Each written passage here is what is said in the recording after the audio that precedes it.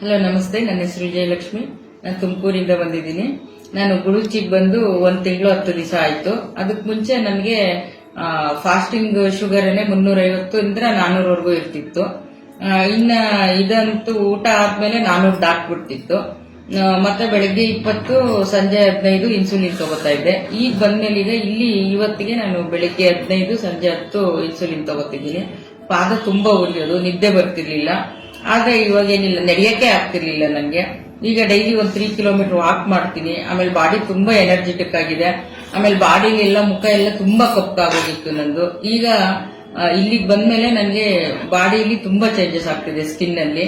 ಆಮೇಲೆ ಎಲ್ಲದಕ್ಕಿಂತ ಮೈನ್ ಏನಪ್ಪಾ ಅಂದ್ರೆ, ನಾನು ಊಟ ಮಾಡ್ತಿರ್ಲಿಲ್ಲ. ಬೆಳಗ್ಗೆ ಒಂದ್ ಸ್ವಲ್ಪ ತಿನ್ಬಿಟ್ರೆ ಮತ್ತೆ ಮಧ್ಯಾಹ್ನ ಸೇರ್ತಿರ್ಲಿಲ್ಲ. ನಾನೇ ನಿಂತ್ಕೊತಿದ್ದೆ ಅಂದ್ರೆ ನಾನು ಲಾಂಗ್ ಗ್ಯಾಪ್ ಅಲ್ಲಿ ಇದ್ದೀನಿ, ನಾನು ಡಯಟ್ ಮಾಡ್ತಿದ್ದೀನಿ ಅಂತ. ಆದ್ರೆ ಆಮೇಲೆ ಗೊತ್ತಾಯ್ತು ನನ್ಗೆ ಊಟ ಸೇರ್ತಿಲ್ಲ ಅಂತ. ಬಟ್ ಇಲ್ಲಿಗೆ ಬಂದ್ಮೇಲೆ ಇವ್ರು ಹೇಳಿರೋ ಡಯಟ್ ಫಾಲೋ ಮಾಡಿ ಈಗ 3 ಹೊತ್ತು ಹೊಟ್ಟೆ ತುಂಬಾ ಊಟ ಮಾಡ್ತಿದ್ದೀನಿ. ಎಲ್ಲರೂ ಹೇಳ್ತಾರೆ, ಇಷ್ಟೊಂದು ತಿಂತೀಯ, ತಿಂದು ಏನ್ ಡಯಟ್ ನಿಂದು ಅಂತ ಹೇಳ್ಬಿಟ್ಟು. ಆಮೇಲೆ ಈಗ ನ್ಯಾಚುರಲ್ ಆಗಿ 4 kg 3.25 kg ಕಡಿಮೆ ಆಗಿದ್ದೀನಿ ಈಗ 1.25 ತಿಂಗಳಿಗೆ.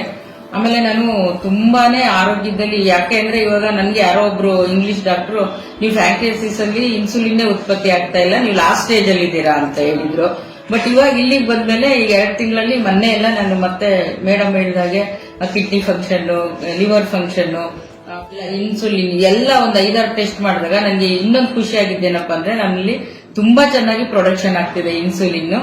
ಆದ್ರೆ ಅದನ್ನ ಸೆಲ್ಸ್ ಅಬ್ಸರ್ವ್ ಮಾಡ್ಕೊಳ್ಳೋದು ಸ್ವಲ್ಪ ಪ್ರಾಬ್ಲಮ್ ಇದೆ ಅಂತ ಈಗ ಜಸ್ಟ್ ಹೇಳಿದ್ರು. ಅದು ಚಿಕ್ಕ ಸಮಸ್ಯೆ ಅಂತ. ಆದ್ರೆ ನಾನಲ್ಲಿ ಹೋದಾಗೆಲ್ಲ ಈಗ ನಾನು 18 ವರ್ಷದಿಂದ ಇಂಜೆಕ್ಷನ್ ತಗೋತಾ ಇದ್ದೀನಿ. ಎಲ್ಲ ಡಾಕ್ಟರ್ ಹತ್ರ ಹೋದಾಗೂನು ಅದು ಮಾತ್ರೆ ಇತ್ತು, ಮಾತ್ರೆ 1 ಆಯ್ತು, 2 ಆಯ್ತು, 3 ಆಯ್ತು. ಮತ್ತೆ ಅದು ಇನ್ಸುಲಿನ್ ಅಷ್ಟೇ, ಯೂನಿಟ್ ಜಾಸ್ತಿ ಆಯ್ತು ಅನ್ನೋದೇ ಬಿಟ್ರೆ ಕಡಿಮೆ ಮಾಡಿದ್ದೆಲ್ಲೂ ಇಲ್ಲ. ಆದ್ರೆ ನನಗೆ ಇಲ್ಲಿಗೆ ಬಂದು 20 ದಿವಸಕ್ಕೇನೆ ಒಂದೊಂದು ದಿನಕ್ಕೆ 5 ಯೂನಿಟ್ ನನಗೆ ಕಡಿಮೆ ಮಾಡಿದ್ರು. ಆಮೇಲೆ ಈಗ 20 ದಿವಸದ ಕೆಳಗೆ 10 ಯೂನಿಟ್ ಕಡಿಮೆ ಆಯ್ತು ಒಂದ್ ದಿನಕ್ಕೆ. ಈಗ ನಾನು ಬರೀ 15-10 ತಗೋತಿದ್ದೀನಿ. ಯಾಕಂದ್ರೆ ಮೊದಲು 40 ಯೂನಿಟ್ ವರೆಗೂ ತಗೋತಾ ಇದ್ದೆ. ಆಮೇಲೆ 16 ವರ್ಷದಿಂದ ನಾನು ಇಂಜೆಕ್ಷನ್ ಅಲ್ಲೇ ಇದ್ದೆ. ಆಮೇಲೆ ಯಾವಾಗೂ ನಿದ್ದೆ ಬರೋದು, ಸುಸ್ತು, ಏನು ಕೆಲಸ ಮಾಡಕ್ ಆಗ್ತಿರ್ಲಿಲ್ಲ ನನ್ನ ಕೈಲಿ. ಎಲ್ಲಾರ ಮೇಲೂ ರೇಗಾಡೋದು, ಕಿರ್ಚಾಡೋದು, ಕಾಲು ತುಂಬಾ ಉರಿ ಆಗೋದು, ಪಾದ ಕೆಳಗಿಡಕ್ ಆಗ್ತಿರ್ಲಿಲ್ಲ. ಕೊನೆಗೆ ನಾನು ನ್ಯೂರಾಲಜಿಗೆ ಹೋದಾಗ ಅವರು, ಇಲ್ಲ ನಿಮ್ ನರಗಳೆಲ್ಲ ಡ್ಯಾಮೇಜ್ ಆಗ್ಬಿಟ್ಟಿದೆ, ಹಾಗಾಗಿ ಒಟ್ಟಾರೆ ನ್ಯೂರೋ ಸರ್ಜನ್, ಫಿಸಿಷಿಯನ್ ಎಲ್ಲರೂ ಹೇಳಿದ್ದೇನು ಅಂದ್ರೆ, ನೀವು ಹಬ್ಬ ಅಂದ್ರೆ ಇನ್ನೊಂದು 2 ವರ್ಷ ಅಷ್ಟೇ, ಆ ಒಂದು ಸ್ಟೇಜ್ ಅಲ್ಲಿ ಇದ್ದೀರಾ, ನೀವು ಫ್ಯಾಂಕ್ರಿಯಾಸ್ ಉತ್ಪತ್ತಿ ಆಗ್ತಿಲ್ಲ ಅಂತ ಹೇಳ್ತಿದ್ರು. ಬಟ್ ಇವಾಗ ಮೇಡಮ್ ಹೇಳ್ತಿದ್ದಾರೆ, ಎಲ್ಲ ಟೆಸ್ಟ್ ನೋಡಿ, ಇನ್ಸುಲಿನ್ ತುಂಬಾ ಚೆನ್ನಾಗಿ ಪ್ರೊಡಕ್ಷನ್ ಆಗ್ತಿದೆ ನಿಮ್ಮಲ್ಲಿ ಅಂತ. ಆಮೇಲೆ ನಾನು ಇವಾಗ ತುಂಬಾ ಚೆನ್ನಾಗಿ ಊಟ ಮಾಡ್ತೀನಿ, 3 ಕಿಲೋಮೀಟರ್ ವಾಕ್ ಮಾಡ್ತೀನಿ. ಆಮೇಲೆ ಇನ್ನೊಂದೇನಪ್ಪ ಅಂದ್ರೆ, ಇನ್ನೂ ಚೆನ್ನಾಗಿ ಬದುಕ್ತೀನಿ.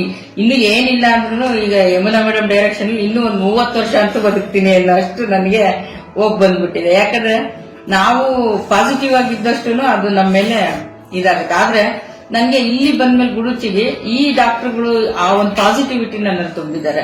ಆದ್ರೆ ನಾನು ತಿಂಗಳ ಅಲ್ಲಿ ಹೋಗ್ತಿದ್ದಾಗ ಇಂಗ್ಲಿಷ್ ಮೆಡಿಸಿನ್ ಅಲ್ಲಿ ಅವರು ಪ್ರತಿ ತಿಂಗಳು ಎದುರಿಸೆ ಕಳಿಸ್ತಿದ್ರು.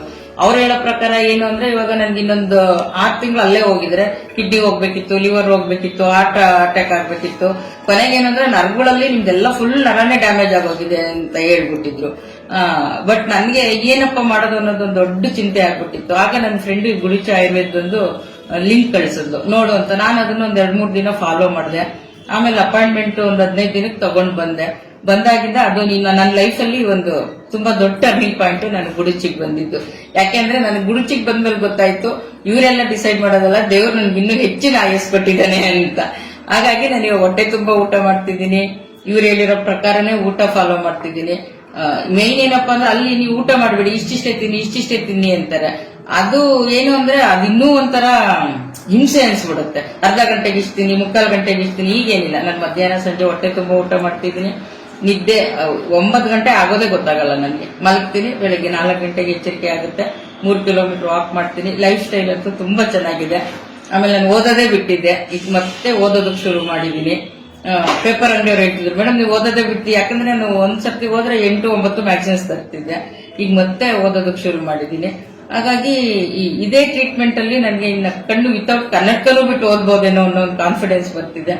ಮುಖ್ಯವಾಗಿ ಏನಪ್ಪಾ ಅಂದ್ರೆ, ತುಂಬಾ ಖುಷಿ ಆಗಿದೆ ಇಲ್ಲಿಗೆ ಬಂದ್ಮೇಲೆ. ಸೊ ಹಾಗಾಗಿ ಗುಡಿಚಿ ಎಲ್ಲಾ ಡಾಕ್ಟರ್ಸ್ಗೂ ತುಂಬಾ ಹೃದಯದ ಧನ್ಯವಾದಗಳು. ಅದರಲ್ಲೂ ಯಮುನಾ ಮೇಡಮ್ಗೆ ಇನ್ನೂ ಹೆಚ್ಚಿನ ಒಂದು ನಮನಗಳು ಅಂತ ಹೇಳ್ತೀನಿ.